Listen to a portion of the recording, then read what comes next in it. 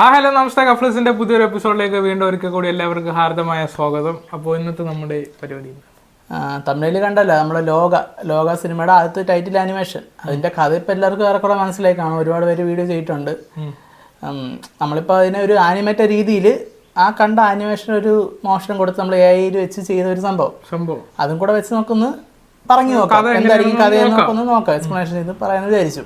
വീഡിയോയിലോട്ട് പോകാം. എന്താണ് എങ്ങനെയാണ് ആ സ്റ്റോറി തുടങ്ങുന്നത്?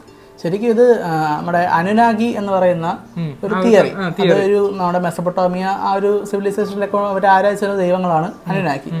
അത് അന്യഗ്രഹ ജീവികളാണ് എന്നൊരു ടോക്ക് വരുന്നുണ്ട്. ഒരു ബുക്കിൽ കൂടെ പിന്നീട് വന്നതാണ്. കേട്ടിട്ടുണ്ട്, നമ്മൾ ഒരുപാട് ഇങ്ങനെ കേട്ടിട്ടുണ്ട്. അനുനാഗികൾ അന്യഗ്രഹ ജീവികളാണ്, പഴയ മറ്റേ കഥകളും അതൊക്കെ ദൈവങ്ങളാണോ എന്നൊക്കെ ഉള്ള ഒരു കൺസെപ്റ്റുകളൊക്കെ നമ്മൾ പണ്ട് കേട്ടിട്ടുണ്ട്. ഇപ്പം ആകാശത്ത് നിന്ന് വന്നവരെ നമ്മൾ ദൈവം എന്ന് വിളിച്ചതാണോ, അതാണ് അനുനാഗി എന്നുള്ള തിയറി. അപ്പോൾ നമ്മൾ ഈ ലോക എന്ന സിനിമയുടെ ടൈറ്റിൽ ആനിമേഷൻ നോക്കിയാൽ ആദ്യം കാണിക്കുന്നത് ഈ മൂത്തോൻ എന്ന് പറയുന്ന ക്യാരക്ടർ. ആ ക്യാരക്ടർ ഒരു മദറിൻ്റെയും ഒരു കുട്ടിയുടെ അടുത്ത് തൊഴുതുകൊണ്ടിരിക്കുന്ന സിനിമ. അങ്ങനെ തൊഴുതുകൊണ്ടിരിക്കുന്നു. അപ്പോൾ അവർ തമ്മിൽ സംസാരിച്ചിരിക്കുക ഇവിടെ പ്രപഞ്ചത്തിലെ മറ്റൊരു സ്ഥലത്ത് എവിടെയെങ്കിലും ജീവൻ ഉണ്ടായിരിക്കാം, അത് പോയി കണ്ടെത്തണം എന്നൊക്കെയുള്ള കാരണം എന്ന് പറഞ്ഞാൽ ഇവര് ഇപ്പൊ മൂത്തോനും ആ അമ്മയും കുഞ്ഞും നിൽക്കുന്ന ഒരു സ്ഥലം എന്ന് പറഞ്ഞാൽ നമ്മുടെ സാധാരണ നമ്മൾ ഭൂമിയായിട്ട് ഉള്ളൊരു സ്ഥലമല്ല, ഒരു പ്രത്യേക തരം ഇതിലെ സ്പേസിലാണ് അവർ നിൽക്കുന്നത്. അങ്ങനെ നമ്മുടെ ഈ ഒരു കട്ടപ്പ മൂത്തോൻ. അപ്പൊ മൂത്തോന്റെ റോൾ ചെയ്യുന്നത് നമുക്ക് എല്ലാവർക്കും അറിയാം, നമ്മുടെ മമ്മൂക്കയാണ്. അപ്പൊ ഞാൻ മമ്മൂക്കയെ വെച്ച് ഈ മൂത്തോൻ എങ്ങനെയായിരിക്കും ഒരു കൺസെപ്റ്റ് ചെയ്തു. അതാണ് ഇപ്പം കണ്ടോണ്ടിരിക്കുന്നത് മൂത്തോൻ. അങ്ങനെ മൂത്തോനെ മറ്റൊരു ഗ്രഹത്തിലേക്ക് മറ്റൊരു ഗ്രഹം നോക്കി പറഞ്ഞയക്കുന്നു. അങ്ങനെ അടുത്ത സീൻ നമ്മൾ കാണുന്നു. മദറും അതിന്റെ കുട്ടിയും കൂടെ നോക്കി നിൽക്കുമ്പോൾ മൂത്തോൻ ഒരു സ്പേസ് ഷിപ്പിൽ കയറി മേലോട്ട് പോകുന്ന സീൻ. അപ്പോൾ പിന്നെ കാണിക്കുന്നതെന്ന് വെച്ചാൽ മൂത്തോൻ അവിടെ ഭൂമിയിൽ വന്ന് ഇവിടുത്തെ നമ്മുടെ സ്റ്റോണേജ് ആൾക്കാരാണത്. മനുഷ്യരായിട്ടില്ലാത്ത കുരങ്ങന്മാരുടെ രൂപസാദൃശ്യമുള്ള ആൾക്കാരാണ്. അവരോട് സംസാരിക്കുന്നു, അല്ലെങ്കിൽ കയ്യിലെന്തോ കൊടുക്കുന്നു. അത് ശരിക്കും നമ്മൾ ഈ അനുനാഗി തിയറി വെച്ച് നോക്കുവാണെങ്കിൽ ഈ അനുനാഗീസ് ആണ് വന്ന് നമ്മുടെ മനുഷ്യന്റെ DNA മാനിപ്പുലേറ്റ് ചെയ്ത് നമ്മൾ അങ്ങനെ ഒരു സ്റ്റോറി കേട്ടിട്ടുണ്ട്. മാനിപ്പുലേറ്റ് ചെയ്ത് നമ്മളിപ്പോ കാണുന്ന മനുഷ്യന്റെ രൂപത്തിലേക്ക് എത്തിച്ചത്. അത് നോക്കുമ്പോൾ ശരിയാണ്. വേറെ ഒരു ജീവികൾക്കും ഇല്ലാത്ത അത്രയും ആ ഒരു ബുദ്ധിയും പരിണാമവും നമ്മൾ മനുഷ്യന്മാർക്ക് എങ്ങനെ ഉണ്ടായി പിന്നില് ഇങ്ങനെ ഒരു കഥ ഒളിഞ്ഞു കിടപ്പുണ്ട്. കഥ ഇവിടെ ഉണ്ട്. കുരങ്ങന്മാരെ DNA മാറ്റി മാനിപ്പുലേറ്റ് ചെയ്ത് മനുഷ്യരാക്കി എന്നുള്ളത്. അതാണ് നമ്മുടെ ഈ ആനിമേഷൻ കാണിക്കുന്നത്. പിന്നീട് ഇവിടെ അങ്ങനെ ചെയ്യാൻ കാരണം എന്ന് വെച്ചാൽ ഇവിടെ ഭൂമി രണ്ട് കാരണങ്ങളുണ്ട്. ഒന്നാമത്തെ കാര്യം, ഇവിടെ ഇത്രയും ജീവനുള്ള സ്ഥലത്ത് ഇവിടെയുള്ള മനുഷ്യരെയും ഇവിടെയുള്ള ജീവജാലങ്ങളെ കുരുതി കൊടുക്കാൻ മൂത്തോൻ ഇഷ്ടമല്ല. അതൊരു കാരണം. വേറൊരു കാരണം പറയാൻ പറ്റുന്നത്, ഭൂമി എന്നുള്ള ഗ്രഹം ഫുള്ളും മൂത്തോന് വേണം. അങ്ങനെ സ്വന്തമായിട്ടൊരു ലോകം സൃഷ്ടിച്ചെടുക്കുക അല്ലേ? അപ്പം നമ്മൾ ഈ ഒരു കാര്യം മദറിനോട് പറഞ്ഞാൽ മദർ വന്ന് ഈ ലോകം കീഴടക്കും. പക്ഷെ മൂത്തോന് സ്വന്തമായിട്ട് ഈ ഒരു ലോകം വേണം, ഇവിടുത്തെ രാജാവായിട്ട് നിൽക്കണം എന്നൊരു തോന്നൽ മൂത്തോൻ ഉണ്ടായിട്ടുണ്ടായിരിക്കാം. അങ്ങനെ ആയിരിക്കും. പിന്നെ അടുത്തതിൽ കാണിക്കുന്നത് മൂത്തോൻ ഇവിടെയുള്ളവർക്ക് തീ ഉണ്ടാക്കാൻ പഠിപ്പിച്ചു കൊടുക്കുന്നത്. അതായത് നമ്മൾ ഈ മനുഷ്യന്റെ എവല്യൂഷൻ അതിലേക്ക് നമ്മൾ വരുമ്പോ തന്നെ തീയുടെ കണ്ടുപിടുത്തത്തിൽ നിന്നാണ് പല കാര്യങ്ങളും തുടങ്ങിയത്. അപ്പം ഇത് തീ കണ്ടുപിടിക്കാനായിട്ട് സഹായിച്ചത് മൂത്തോനാണ്. നമ്മൾ എല്ലാം കണക്ട് ആവുകയാണ്. അങ്ങനെ ആ ഒരു സീൻ നമ്മൾ ലോകയിൽ വ്യക്തമായിട്ട് തന്നെ കാണിക്കുന്നുണ്ട്.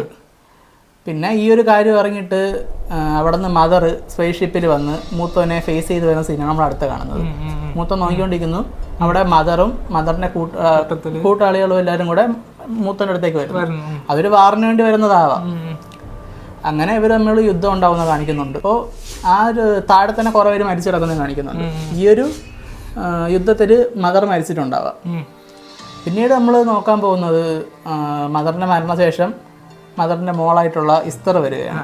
അവിടെയാണ് നമ്മുടെ ഒരു കഥയുടെ ഒരു ചേഞ്ച് സംഭവിക്കുന്നത്. ഒരു സ്പേസ് ഷിപ്പിനകത്ത് നിന്ന് ഒരു മാലാഖ പോലത്തെ ഒരു രൂപം ഇങ്ങനെ തുറന്നു വരുന്ന ആ സ്റ്റോറിയിൽ മറ്റേ സ്പേസ് ഷിപ്പ് ഒരു കടലിന്റെ അടിയിലോട്ട് ഇങ്ങനെ പതിയെ പോണതും കാണിക്കുന്നുണ്ട്. ഡൈവേഴ്സ് ഒക്കെ ഇങ്ങനെ പോണ അടുത്ത് കാണിക്കുന്നു.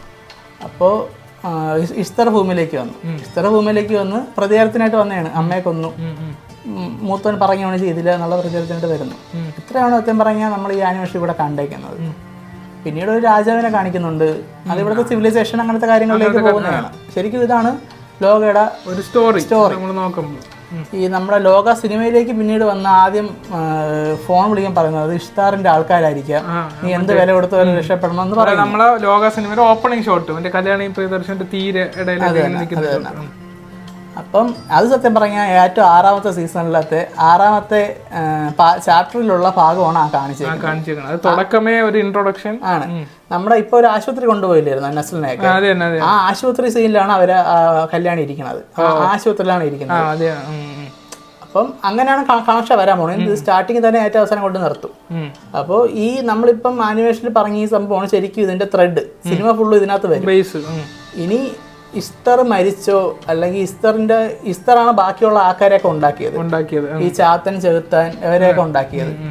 അപ്പം ഈ ഇസ്തറിന്റെ തന്നെ ഒരു പ്രതിമ ആണ് ഈ നീലിക്ക് ശക്തി കിട്ടുമ്പോൾ നമ്മളെ കഴുത്ത് ഇങ്ങനെ തലയില്ലാത്ത ഒരു പ്രതിമ നമ്മൾ കണ്ടല്ലോ, അത് ഇസ്തറിന്റെ പ്രതിമയായിരിക്കും, ഒരു ലേഡി ആണ്. അവിടെ വെച്ചാണ് ഈ ഒരു പവറും കിട്ടുന്നത്. അപ്പം ഈ യക്ഷിയെയും ചാത്തനെയൊക്കെ ഇസ്തർ ഉണ്ടാക്കിയവരാണ് ഇസ്തറിന് വേണ്ടിയിട്ട്. പക്ഷേ നമ്മുടെ മൂത്തൻ കത്തനാരനെ വിട്ട് അവരെയൊക്കെ മൂത്തോന്റെ ഭാഗത്തേക്ക് ആക്കുന്ന ഒരു കാഴ്ചയാണ് നമ്മൾ കണ്ടത്. തീർച്ചയായിട്ടും. പക്ഷേ നമ്മളിപ്പോ മൂത്തോന്റെ ഭാഗത്ത് നോക്കുമ്പോൾ മൂത്തോൻ ഒരു പോസിറ്റീവ് സൈഡായിട്ടാണല്ലോ പോണത്. അപ്പൊ ഈ ചെകുത്താനും ഈ മാടൻ മറുത അങ്ങനെയുള്ള കാര്യങ്ങളെല്ലാം ഒരു നെഗറ്റീവ് ഷെയ്ഡിന് വേണ്ടി ഇസ്തർ ഉണ്ടാക്കിയതായിരിക്കാം. അപ്പം ഈ ഇവരെല്ലാരെയും കൂട്ടുപിടിച്ച് ഒരു പോസിറ്റീവ് സൈഡിലേക്ക് വരാനാണ് മൂത്തോൻ ശ്രമിക്കുന്നത്. അപ്പൊ അങ്ങനെ നെഗറ്റീവ് പോസിറ്റീവിൽ ഒരു കോൺഫ്ലിക്റ്റ് ആണല്ലോ സ്റ്റോറി. ഇനിയിപ്പോ നമുക്ക് വേറെ കാര്യം ആലോചിക്കേണ്ടത് ഇസ്തർ നല്ലയാളും മൂത്തോൻ അഴിക്കയാളുമാണോ എന്നാണ്. കാരണം മൂത്തോൻ പറഞ്ഞ ജോലിയല്ലേ ഇവിടെ ചെയ്തത്, ഇവിടെ സ്വന്തമായിട്ട് കീഴടക്കാൻ നോക്കുന്ന ഒരു സ്വഭാവമാണ് മൂത്തോൻ കാണിച്ചത്. ഒരു സെൽഫിഷ് അത് ഉണ്ട്, ചിന്താഗതി ഉണ്ട്. പക്ഷെ നമ്മള് സ്റ്റോറി വൈസ് വേറൊരു ആംഗിൾ നോക്കുമ്പോൾ ഒരു പോസിറ്റീവ് സൈഡ് ഉണ്ട്. അതായത് നമ്മളെ കൊണ്ടായത് എന്നുള്ളത്. പക്ഷെ ഇപ്പൊ നമുക്ക് അവസാനം അറിയാൻ പറ്റുള്ളൂ ഇതിന്റെ ട്വിസ്റ്റ്. ചിലപ്പോൾ ഇതാണിക്കാൻ പറയണം മൂത്തോനാണ് ശരിക്കും വില്ലൻ എന്നുള്ളത് നമുക്കറിയില്ല. ഒരു ചെറിയൊരു ഇത് മതി സ്റ്റോറി കംപ്ലീറ്റ്ലി മാറാനായിട്ട്. അപ്പോൾ നമുക്ക് ഇതാണിപ്പോൾ ആനിമേഷൻ പറഞ്ഞേക്കുന്നത്. നമ്മളിനി ഓരോ പാർട്ടിലും കത്തനാരിനെ പറ്റി പറയാനുണ്ട്, ചാത്തന്മാരെ പറ്റി പറയാനുണ്ട്. പിന്നെ നമ്മുടെ ദുൽഖറിന്റെ കഥാപാത്രം വന്നു, അത് ഒടിയനായിട്ടാണ് വന്നതെങ്കിൽ പോലും നമ്മുടെ ജാപ്പനീസൊക്കെ ഉള്ള നിഞ്ചാസിന്റെ ഒരു ഇതുണ്ട്, നിഞ്ചാസിന്റെ തന്നെയാണ് ആ ഇതെല്ലാം കാണിച്ചേക്കുന്നത്. അപ്പം അതിന്റെ ഒരു സ്റ്റോറി പറയാനുണ്ട്. അത് നമുക്ക് ഓരോ പാർട്ടായിട്ട് കാര്യങ്ങളുണ്ട്. പിന്നെ ലോക സിനിമേനെ പറ്റി പറയുമ്പോൾ എനിക്ക് ഏറ്റവും ഇഷ്ടപ്പെട്ടൊരു കാര്യം എന്ന് പറഞ്ഞാൽ ഇപ്പൊ കല്യാണി പ്രിയദർശനാണല്ലോ നായിക. അപ്പൊ ഇങ്ങനെ വരുന്ന സമയത്ത് വേറെ നല്ല ആക്ടേഴ്സ് ടൊവിനോ ആയാലും ദുൽഖർ ആയാലും അതിനകത്തുണ്ട് ഒരു ആക്ടർ എന്ന നിലയിൽ. പക്ഷെ അവർക്ക് വലുതായിട്ടൊരു ഇത് കൊടുക്കാതെ കല്യാണി പ്രിയദർശൻ തന്നെ ഒരു സെൻട്രൽ ക്യാരക്ടറായിട്ട് ഇങ്ങനെ ആ കഥ ഇങ്ങനെ സ്റ്റോറി പറഞ്ഞതിൽ എനിക്ക് നല്ല രസമുണ്ട്. കാര്യം ലാസ്റ്റ് ഒപ്പം ദുൽഖർ സൽമാൻ എന്ന് എഴുതി കാണിച്ചിട്ടാണ് ആ ഒരു ഭാഗം മാത്രമാണ് കാണിച്ചത്. ഇത് ജസ്റ്റ് ഒരു സ്റ്റാർട്ടിങ് മാത്രമാണ്. അടുത്തതിലൊക്കെ കാരണം നമുക്ക് കള്ളിയങ്കാട്ട് നീലിയെ നമുക്ക് മലയാളികൾക്ക് നല്ലപോലെ അറിയാം. അതുകൊണ്ട് മലയാളികളെ ഈ ഒരു ലോക യൂണിവേഴ്സിറ്റി ഇൻട്രൊഡ്യൂസ് ചെയ്യാൻ ഇതിനെക്കാട്ടി വലിയൊരു സംഭവം ഇല്ല. അത് ഇങ്ങനെ പെട്ടെന്ന് പറഞ്ഞാൽ നമ്മൾ പെട്ടെന്ന് കണക്ട് ചെയ്യും. അതിനാണ് ആദ്യം കല്യാണത്തിനെ കോൺസെൻട്രേറ്റ് ചെയ്തൊരു ചാപ്റ്റർ ഉണ്ടാക്കിയത്. ഇനി പതുക്കെ ചാത്തന്മാർ വരുമെന്നല്ലേ കാണിച്ചേക്കുന്നത്.